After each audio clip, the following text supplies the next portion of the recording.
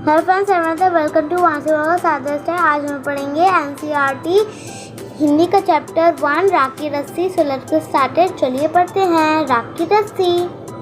लोनपो गार तिब्बत के 32वें राजा संगमसेन के मंत्री थे। वे अपनी चालाकी और हाजिर जवाबी के लिए दूर दूर तक मशहूर थे। कोई उनके सामने टिकता न था। चैन से जिंदगी चल रही थी। मगर जब से उनका बेटा बड़ा हुआ था, उनके लिए चिंता का विषय बना हुआ था। कारण यह था कि वह बहुत भोला था। होशियारी उसे छूकर भी नहीं गई थी। लोनपो गार ने सोचा, मेरा बेटा बहुत सीधा साधा है, मेरे बाद इसका काम कैसे चलेगा। एक दिन लोनपो गार ने अपने बेटे को 100 भेड़ें देते हुए कहा, तुम इन्हें लेकर शहर जाओ, मगर इन्हें मारना या बेचना नहीं। इन्हें वापस लाना 100 जौ के बोरों के साथ, वरना मैं तुम्हें घर में नहीं घुसने दूंगा। इसके बाद उन्होंने बेटे को शहर की तरफ रवाना किया। लोनपो गार का बेटा शहर पहुंच गया, मगर इतने भूरे जौ खरीदने के लिए उसके पास रुपए ही कहाँ थे। वह इस समस्या पर सोचने विचारने के लिए सड़क किनारे बैठ गया, मगर कोई हल उसकी समझ में ही नहीं आ रहा था। वह बहुत दुखी था। तभी एक लड़की उसके सामने आ खड़ी हुई। क्या बात है, तुम इतने दुखी क्यों हो? लोनपो गार के बेटे ने अपना हाल कह सुनाया। इसमें इतना दुखी होने की कोई बात नहीं, मैं इसका हल निकाल देती हूँ। इतना कहकर लड़की ने भेड़ों के बाल उतारे और उन्हें बाजार में बेच दिया। जो रुपए मिले उनसे जौ के 100 बोरे खरीदकर उसे घर वापस भेज दिया। लोनपो गार के बेटे को लगा कि उसके पिता बहुत खुश होंगे, मगर उसकी आपबीती पर उन्होंने ध्यान नहीं दिया। वे उठकर कमरे से बाहर चले गए। दूसरे दिन उन्होंने अपने बेटे को बुलाकर कहा, पिछली बार भेड़ों के बाल उतार कर बेचना मुझे जरा भी पसंद नहीं आया। अब तुम दोबारा उन्हीं भेड़ों को लेकर जाओ। उनके साथ जौ के 100 बोरे लेकर ही लौटना।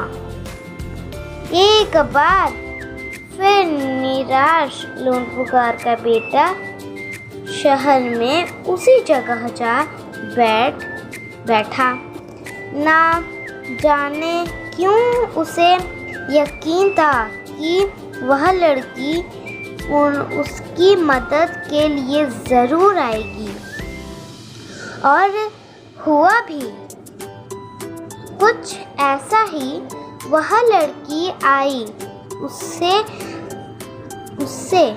उसने अपनी मुश्किल हल सुनाई। अब तो बिना जौ के 100 बोरों के मेरे पिता मुझे घर में नहीं घुसने देंगे। लड़की सोच कर बोली, एक तरीका है। उसने भेड़ों के सींग काट लिए। उन्हें बेचकर जो रुपए मिले उनसे 100 बोरे जौ खरीदे। बोरे लोनपुगार के बेटे को सौंपकर लड़की ने उसे घर भेज दिया। भेड़े और जौ के बोरे पिता के हवाले करते हुए लोनपुगार का बेटा खुश था। उसने विजयी भाव से सारी कहानी वह सुनाई। सुनकर लोनपुगार बोले, उस लड़की से कहो कि हमें 9 हाथ लंबी राख की रस्सी बनाकर दे। उनके बेटे ने लड़की के पास जाकर पिता का संदेश दोहरा दिया। लड़की ने एक शर्त रखी,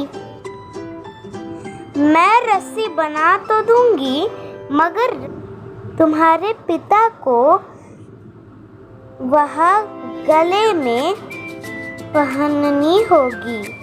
लोनपुगार ने सोचा, ऐसी रस्सी बनाना ही असंभव है, इसलिए लड़की की शर्त मंजूर कर ली। अगले दिन लड़की ने 9 हाथ लंबी रस्सी ली। उसे पत्थर के सिल पर रखा और जला दिया। रस्सी जल गई मगर रस्सी के आकार की राख बच गई। इसे वह सिल समेत लोनपुगार के पास ले गई और उसे पहनने के लिए कहा। लोनपुगार रस्सी देखकर चकित गए। वे जानते थे कि राख की रस्सी को गले में पहनना तो दूर उठाना भी मुश्किल है। हाथ लगाते ही वह टूट जाएगी। लड़की की समझदारी के सामने उनकी अपनी चालाकी धरी रह गई। बिना वक्त गवाए लोनपुगार ने अपने बेटे की शादी का प्रस्ताव लड़की के सामने रख दिया। धूमधाम से उन दोनों की शादी हो गई। Friends, if you like this video, do like